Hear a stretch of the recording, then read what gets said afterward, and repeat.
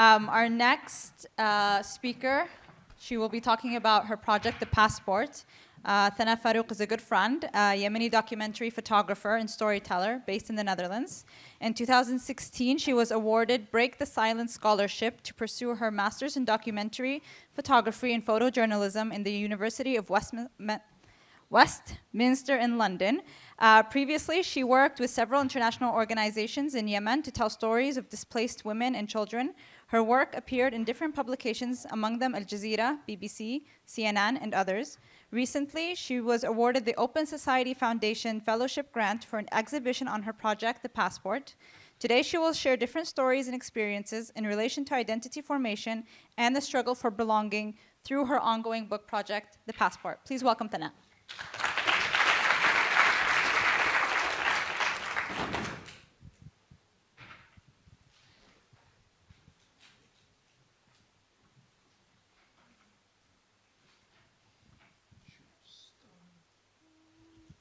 I hate this moment.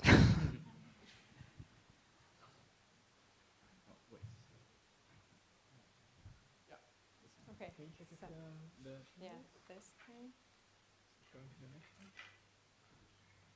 No, it doesn't go. So you're going to help me. Thank you so much. I'm getting rid of this. Thank you so much, Elena, for inviting me to speak for the second time since Incluusion started. It's such a pleasure to be here, and it's such a pleasure to speak about something that I'm very passionate about for the past 2.5 years. So yesterday I called my friend Maali and told her, well, I don't have something smart to say. I'm panicked.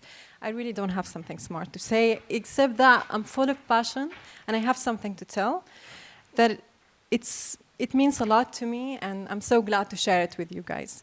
So in one of my favorite books I read this year, Spoken Image by Clive Scott, he thought that photography existed not to improve a particular situation, but to increase our capacity for self-confrontation.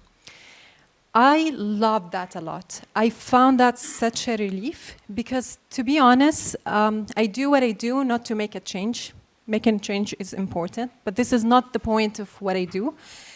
For me, it's about understanding things. It's about being aware of them. It's about, creating a work where the viewer can also, be aware of it and understand themselves through this work. The Passport project reflects that. It comes as a result of this emotional desire of mine to increase my capacity for self-confrontation. I have always wondered, as a Yemeni, before even becoming a refugee myself, I've wondered, how can such a piece of document, a really, really tiny document with few stickers in it, define me, shape me, tell my own story?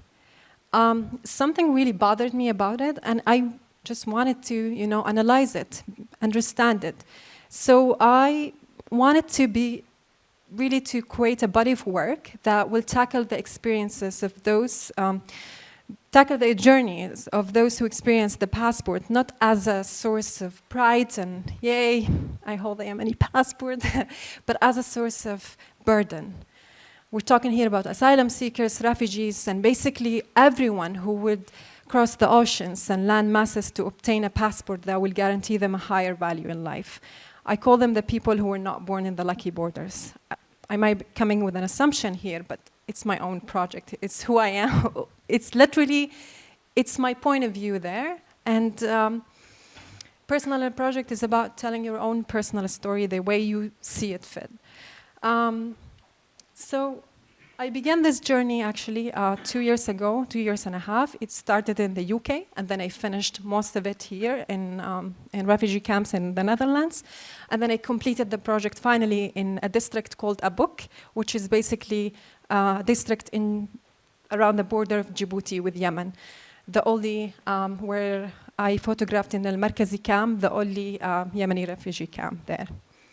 So in the beginning, the project has to do a lot with, me talking with my participants. My participants come with a lot of, different backgrounds.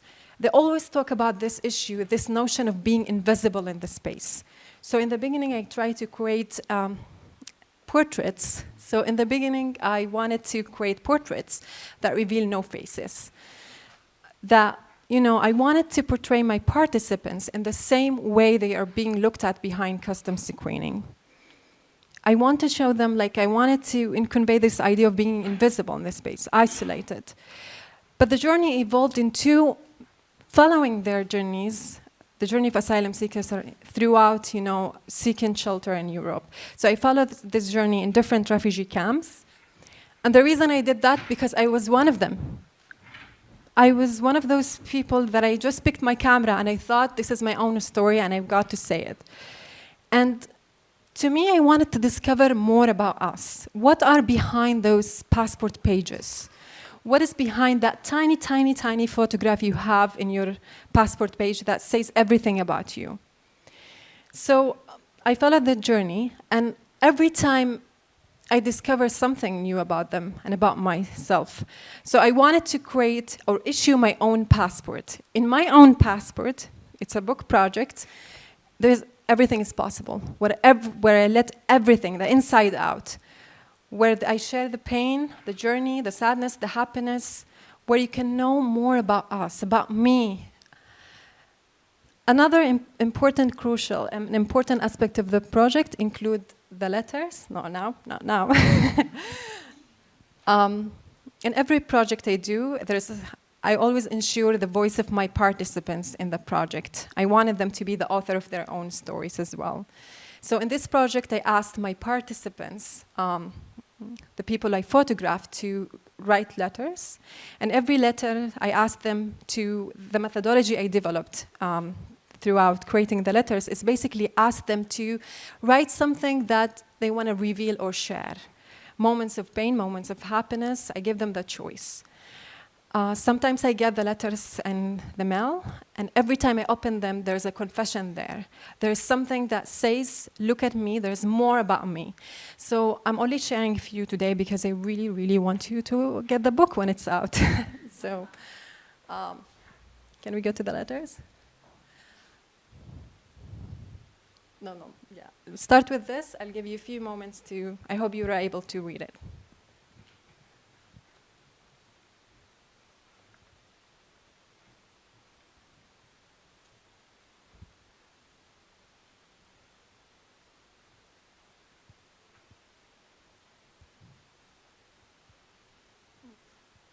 Okay, we move to the next letter.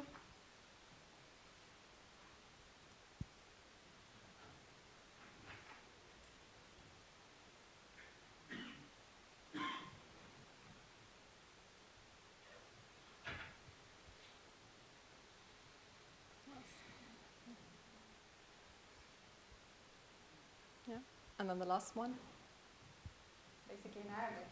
And he says, when I got the residency, my hair stopped falling. We know all about the stress, and that was enough for him. Can you say that again?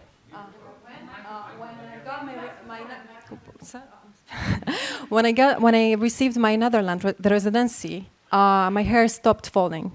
Yeah, so that's conveys the idea of the stress. But he had such a beautiful and long hair. Anyway, so the book is going to be out this year. And to be honest, I always thought, oh, it's out, it's done, it's finished. But for me, it's never going to be finished. There's always going to be the passport. There's always going to be a journey that I'm following. But in either case, there are two conclusions that I came about throughout making this piece of work, and none of them relates to each other. One is that our identities as a refugee is very complex. It's not, our identity is not even formed by the internal factors, the traditions, the customs, our background. It's also by the external factors. We going through the refugee camps, or the new policies, the new governments, the new practices. And on the top of that, we have to, experience a new label, a whole new label called the refugee, something that we did not have to consider while living in our countries. And this is very challenging. It is that moment when I realized that papers and documents do not matter anymore, to be honest, because the whole system, everything else, the otherness, pressure you to be something else, to go another barrier. So to what extent actually are we willing to cope with that? That's something I want to discover. That's something I want to explore as I move on with my practice. The next conclusion that I feel, it's something that I thought, okay, I'm going to end my book with this. This is what the book about. That, you know, away from the labels, away from the borders, the walls, the nationalities, emotions unite us. The way how we experience and navigate through things are the same. Love, homesickness, the pursuit of success are the same. These are very human things. These is what shape us. And I found them in my project. I found them throughout the journey. So I'm going to share with you a few of them. Like, for example, the girl in the refugee camp in Utrecht who experienced snow in the first time in her life, the excitement.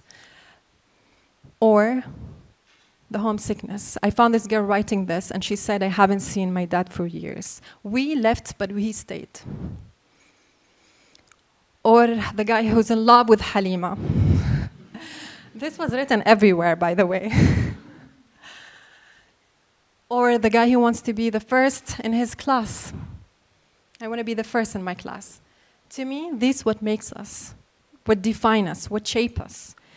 And for me, this is what would define me, my emotions. What I seek to achieve in life, this is what would define me from now on. Not the passports, not the documents. I think this is what the passport is all about. And again, the book is going to be out this year. It's going to be in my website. Thank you so much for listening to this journey of mine. And it's quite emotional for me because you work in something for 2.5 years, and then out of the sudden, it's done, it's over. But it's never going to be over, to be honest. And every time I pass by, I meet one person or undocumented or asylum seekers or somebody who's in wait, there's always something new to say about him or her. So thank you so much for listening to this journey. And when the book is out, I will definitely let you know about it. I'll market it everywhere. Thank you again.